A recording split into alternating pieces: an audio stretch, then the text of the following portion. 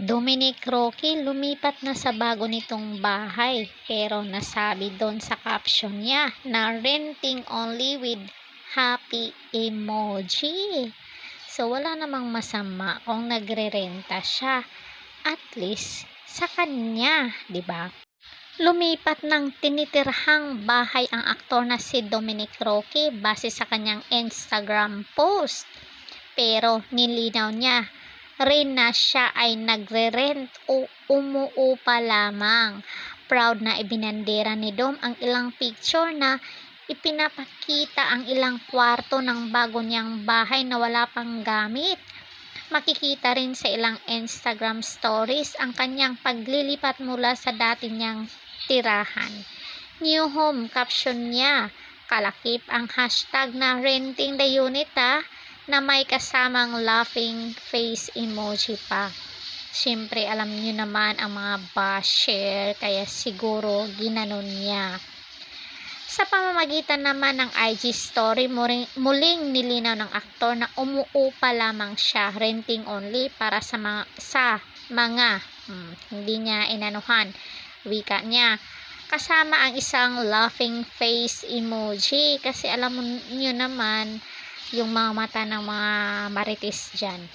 Kung matatandaan, tila naging issue noon kay Dom ang dating tinitirhang bahay. Ayon kasi sa kumakalat na chika, mayroong politician benefactor ang aktor at ang kondo niya ay pagmamay-ari talaga ng nasabing politiko.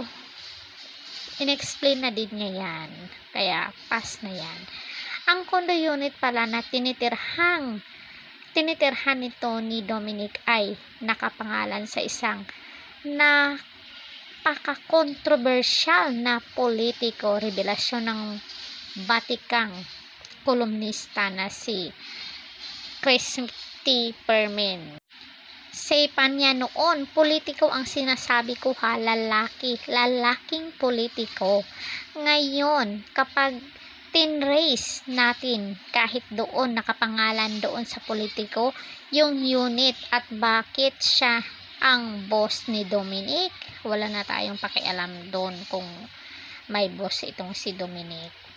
Dahil dyan, umaksyon ang legal team ni Dom at sinampahan si Nanay Christy ng kasong cyber libel sa Office of the City Prosecutor ng Pasig. Siyempre, privacy na kasi yun. Talaga naman to si Nanay Christy, Samantalang sinasabi ng aktor sa dating interview na siya ay nagmo-move on matapos ang paghihiwalay nila ng dating fiancé na si Bea Alonso. Alam niyo naman, kasi siyempre privacy na yun, Nanay Christy. Sana hindi mo na ginanon niya yan. Tuloy, nakasuhan ka. So hanggang dito na lang mga marites.